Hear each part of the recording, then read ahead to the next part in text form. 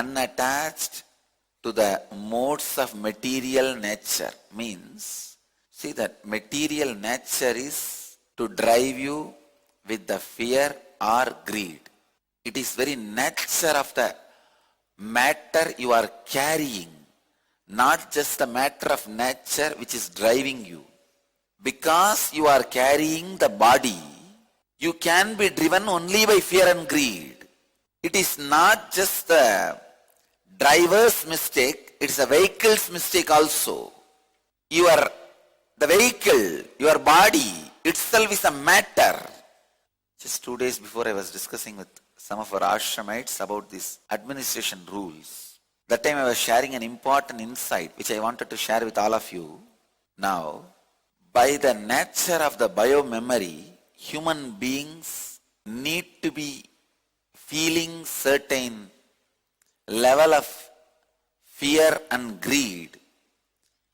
If you don't even provide that much of material for them to be afraid of something and to be greedy of something, they will feel so empty inside. They will create unnecessary phobias. Height of fear. Suddenly something will happen. The unnecessary, reasonless, causeless phobias settle in your system if enough fear and greed is not supplied to your basic biomemory. By your nature, just because you are carrying a human body which is programmed with fear and greed, certain amount of fear and greed is required even to drive you. That becomes survival necessity. The administration is supposed to take care. You don't create the fear and greed in everybody the same level. No. There are some people, a little bit of fear and greed is enough. They will be full, they will run, start driving. There are some people, maybe more fear and greed is required for them to run. Some people who need more fear and greed, if you give them less fear and greed, they are in danger. Now they will start creating unnecessary phobias. Please understand.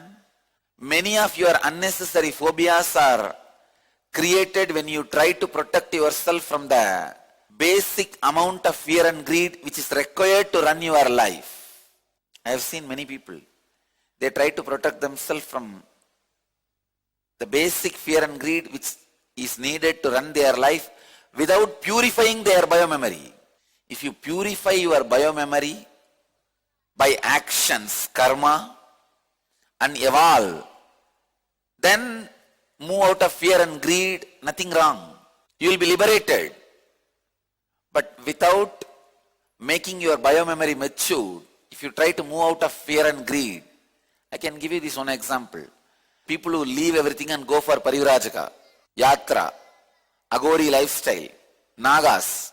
Without maturing your biomemory, if you leave everything and go, the small phobias, phobia of cockroach, phobia of scorpion, phobia of snake, small fears will take over your inner space.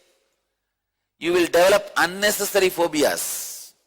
I have seen there was a sadhu who had phobia about rivers. See, if you go near a river and have a fear that suddenly some flood may come, I will be flooded, that is okay. He will not even go on a bridge, well-built bridge where buses and trains can go. No. Forget about going on a bridge. He will not even see the river from the distance. How many phobias are there? God. When I read the list, I got the phobia of phobias. Phobias are pseudo-fear, perverted fear, like how pornography is perverted lust. Phobias are perverted fears. Never pornography lust can be transformed because it is perverted. It is impossible to transform it. Nor the phobias can be cleared because it is perverted. Impossible to clear. Almost, of course. Only working on your non-mechanical parts of the brain and the inner space, you can be free of this. By the mode of the material nature, you are driven by fear and greed. Mature your biomemory, then liberate yourself from the fear and greed. Before maturing your biomemory, if you try to escape from fear and greed, you will create unnecessary phobias. I have seen many sadhus. They try to escape from fear and greed, give up all their wealth, property, life, run away, but they have not matured their biomemory by building a yogic body and Vedic mind. When they go there, I see very clearly they are caught in the greed of polishing their kamandalu, fear of losing the 2 feet by 2 feet place where they sit and beg. I have seen sadhus literally beating each other, fighting with each other with their stick just for the place where they stand and beg. And when I investigated into their life, they have left crores worth of property in their hometowns, came out and became sadhus. It's true. It's not that they are born beggars. They left everything.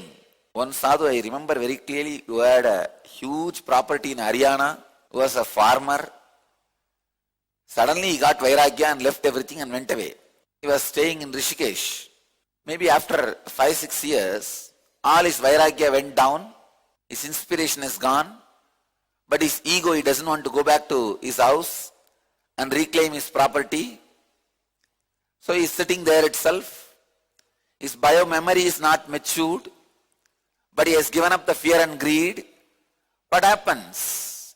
I saw him fighting for the place, small 2 feet by 2 feet, on the banks of Ganges, where they sit and beg. That's a prime spot. Understand, when your biomemory is not matured, this happens. Many times, even in the West I have seen, when people come to me for phobias, to get healed of phobias, all I do is I give them some real fear, straightforward fear. Immediately they come out of phobias. Phobia is perverted fears which happens in you when your biomemory is not matured enough to handle the fearless, greedless zone, but you are forcing yourself into fearless, greedless zone. I always tell people, make your biomemory matured by building the yogic body and Vedic mind. Then go for the parivrajaka. Go for yatra. Before that, if you do, you will only be caught in unnecessary phobias, not in fearless zone. Let you all achieve, experience, live, express, radiate, share and explode in eternal bliss. Nityananda.